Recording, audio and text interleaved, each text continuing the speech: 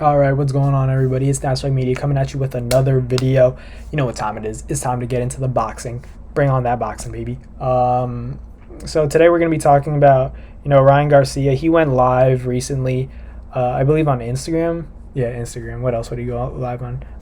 But more importantly, he was talking about, obviously he wants the Gervonta Davis fight, but he talked about maybe because he's moving up to 140, he clearly said he doesn't want to go back to 135 pounds. He wants to fight Gervonta Davis, but his decision to stay at that 140 pounds ever since the Fortuna fight, that may impact his ability to fight like these top fighters that he's always associated with, such as, a Gervonta Davis or a Devin Haney, who's probably going to make a few title defenses before he actually does officially move up to 140 and maybe challenge like a Josh Taylor or Jose Ramirez. There are a lot of options at 140 at Teofimo Lopez, who was called out basically by Ryan Garcia, and Teofimo obviously lost to George Kambosos, who was also called out by Ryan Garcia. Obviously, Ryan Garcia is calling out a lot of guys. He wants all the top guys. He's making it clear that he's not afraid of anybody. He's not ducking anybody. He wants to be the best and the face of boxing. And I think he could definitely do it if he plays his cards correctly. Ryan Garcia, he definitely has power.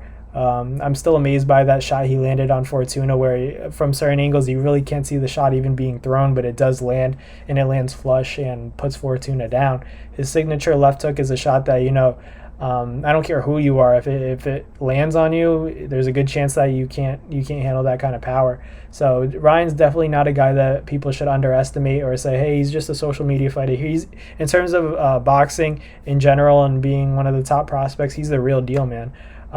Whether or not you think he's on the level of a Tank or a Devin Haney, it's debatable. You could say he's a level under. I think he's a little bit behind, but I think he's with his most recent performance against Javier Fortuna, he put him in way better position to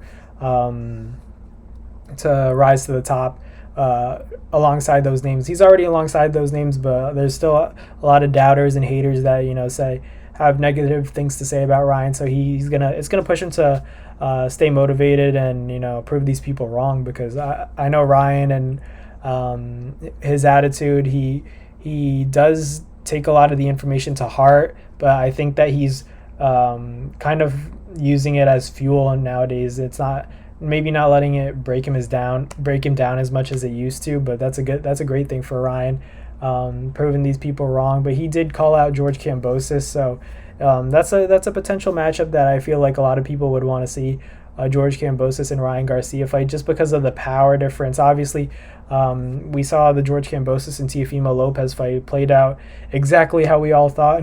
No, I'm just kidding. Like, that was a crazy fight at MSG, I believe. That was a crazy fight. Yeah. Everyone had Teofimo. He was a big, heavy favorite. I remember the betting odds were insane. Nobody gave George Kambosos a chance, but Teofimo Lopez fought more with his heart and not with his mind, which kind of put him in a difficult spot. He tried to take Kambosos' head off in the first round, and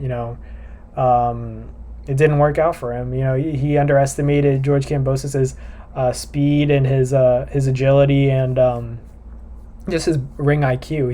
He was a smarter fighter than he anticipated, but obviously there are levels. He lost to Devin Haney and lost his belts. Now Devin Haney's undisputed at 135, so Ryan has a lot of work to do, but I think beating George Kambosos would kind of put him in a good spot. If he beats George Kambosos, he can say, that's the best fighter that Devin Haney has on his resume, so if I beat him, why not give me a shot at Devin Haney?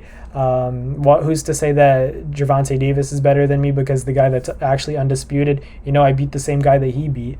So, it's definitely a good step for Ryan. It's a step in the right direction for Ryan.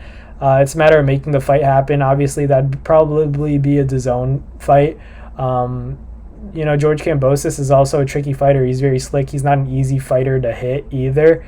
But if Ryan uses his jab and, boxes smart and lands a big punch on him, I think he could very well stop Kambosos, because he's a much taller fighter. Whether you think Ryan's the real deal or not, he's a big guy for 135 and 140. But As he goes up in weight, he's going to start seeing guys that kind of fill out to that kind of same body type, physique that he has. So it's gonna, the competition's only gonna get stiffer and more difficult for Ryan. But I think that's where he's gonna thrive and where people are gonna really see, what he's made of. So you only get better by facing the best. So for Ryan, I think, fighting Kambosos and being able to defeat him, I think that's a 50-50 fight, to be honest.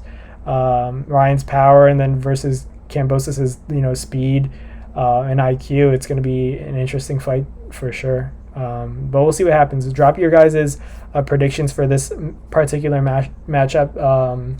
Ryan Garcia, George Kambosos, knockout, no knockout, split decision, unanimous, draw. Leave it down below. Let me know what you guys think about this fight in general, if you think it would even happen, and how it would go down. So let me know in the comments. Like, comment, subscribe. We're running the subs up. Let's get it. Thank you guys for watching. I'll see you guys later. Peace.